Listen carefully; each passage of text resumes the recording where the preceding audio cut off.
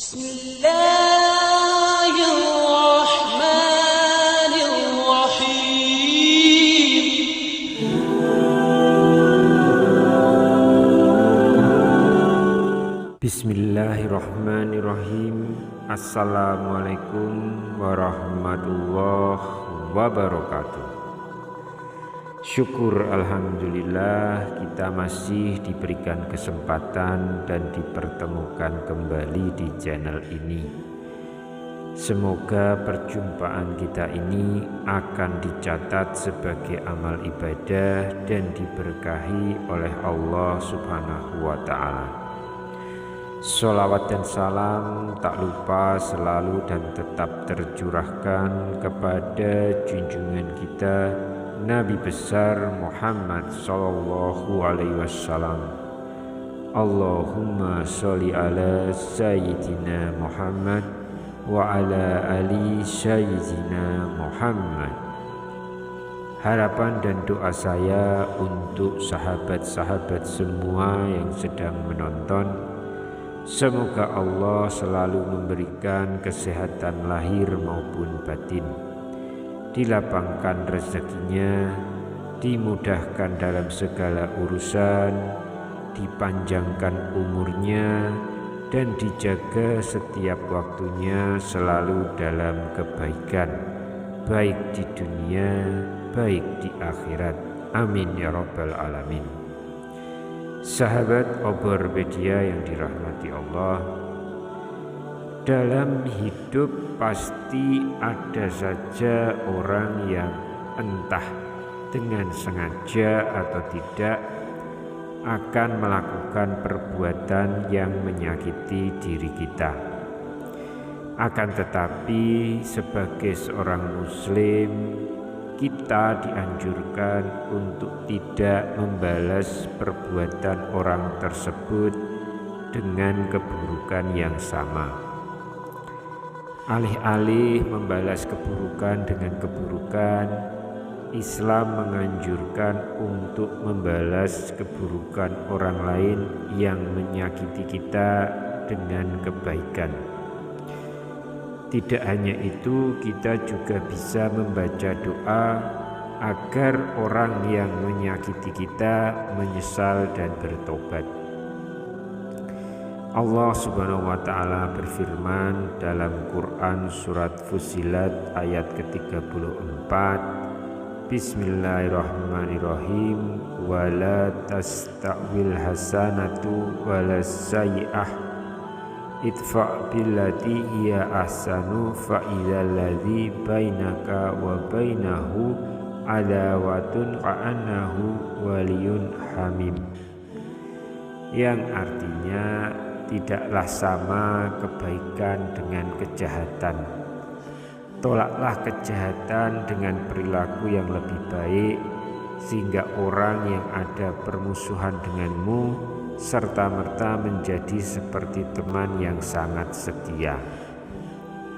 Berdasarkan ayat tersebut, selain membaca doa agar orang yang menyakiti kita menyesal, penting juga bagi kita untuk memaafkan mereka yang menyakiti. Berdasar ayat tersebut, ada sejumlah sikap yang perlu kita terapkan ketika disakiti orang lain.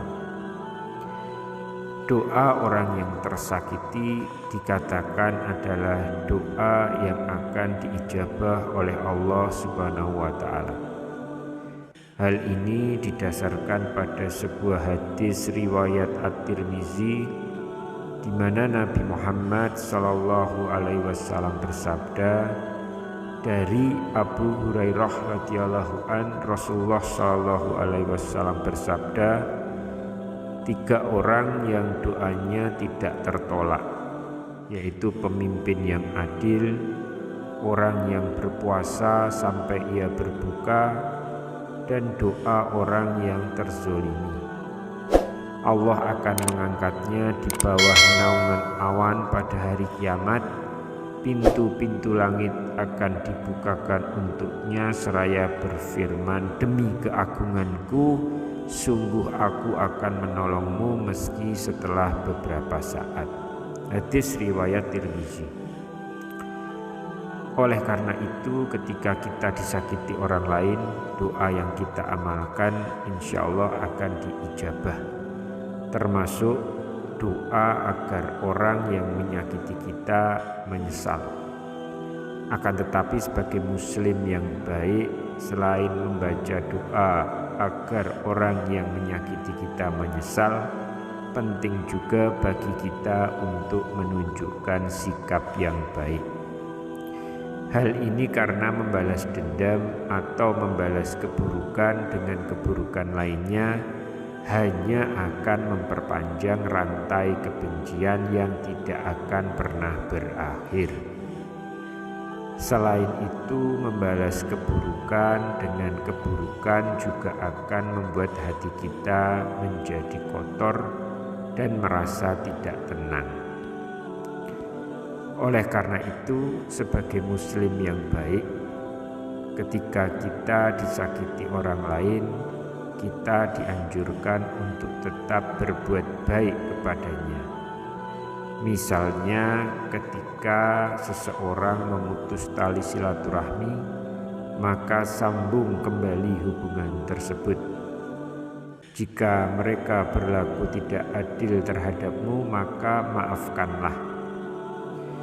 Apabila mereka menyebarkan fitnah tentangmu baik di belakang maupun di hadapanmu, janganlah engkau membalas dengan cara yang sama, melainkan maafkanlah mereka dan tanggapilah dengan kata-kata yang lembut.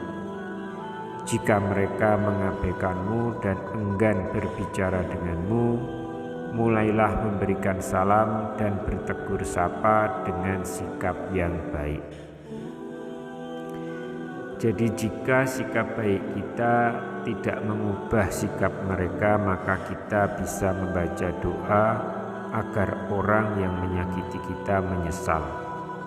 Sebab hanya Allah Subhanahu wa Ta'ala yang dapat mengubah hati seseorang. Rasulullah Shallallahu Alaihi Wasallam bersabda, "Wahai Ummu Salamah, tidaklah ada seorang anak Adam melainkan hatinya terletak di antara dua jari dari jari jemari Allah. Siapa yang dia kehendaki lurus, maka dia akan meluruskannya, dan siapa yang dia kehendaki akan menyimpang, maka dia akan menyimpangkannya." Hadis riwayat At-Tirmizi. Jadi berikut ini ada sejumlah bacaan doa agar orang yang menyakiti kita menyesal. Namun yang pertama adalah doa untuk membuat hati kita sebagai orang yang tersakiti untuk bisa tenang. Karena salah satu alasan mengapa kita tidak diperbolehkan balas dendam, karena hal itu akan merenggut ketenangan hati kita.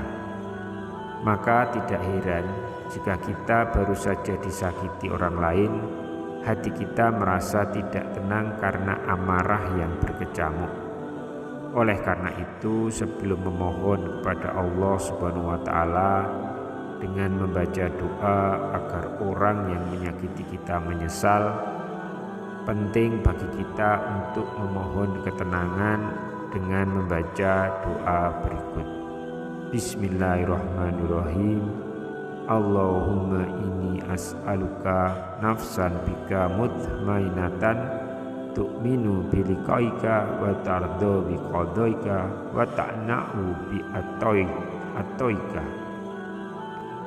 Yang artinya, ya Allah, aku memohon kepadamu jiwa yang merasa tenang kepadamu, yang yakin akan bertemu denganmu, yang ridho dengan ketetapanmu, dan yang merasa cukup dengan pemberianmu. Kemudian setelah hati kita tenang, maka kita bisa melanjutkan membaca doa dengan tujuan supaya sebagai muslim yang baik, jika kita dizolimi atau disakiti, penting untuk tidak membalasnya dengan keburukan atau balas dendam. Kita malah dianjurkan untuk memaafkannya. Tentu saja hal itu tidak mudah. Oleh karena itu, selain memohon kepada Allah dengan membaca doa agar orang yang menyakiti kita menyesal, penting bagi kita memohon pertolongan kepada Allah Subhanahu wa taala dengan membaca doa berikut. Bismillahirrahmanirrahim. Hasbiyallahu lidini, hasbiyallahu lidunya, ya hasbiyallahu liman ahammani, hasbiyallahu liman baqa alayya hasbi, Allahu liman kadani bisu'i wala hawla wala quwata illa billah. Yang artinya, cukuplah Allah penolong bagi agamaku, cukuplah Allah penolong bagi duniaku, cukuplah Allah penolongku terhadap sesuatu yang menyusahkanku, cukuplah Allah penolongku terhadap orang yang menganiayaku, cukuplah Allah penolongku terhadap orang yang ingin berbuat jahat kepadaku. Tidak ada daya dan kekuatan selain dengan pertolongan Allah. Demikian yang bisa kami sampaikan pada kesempatan kali ini. Semoga bermanfaat untuk sahabat-sahabatku semuanya. Wallahu a'lam. Wassalamualaikum warahmatullahi wabarakatuh.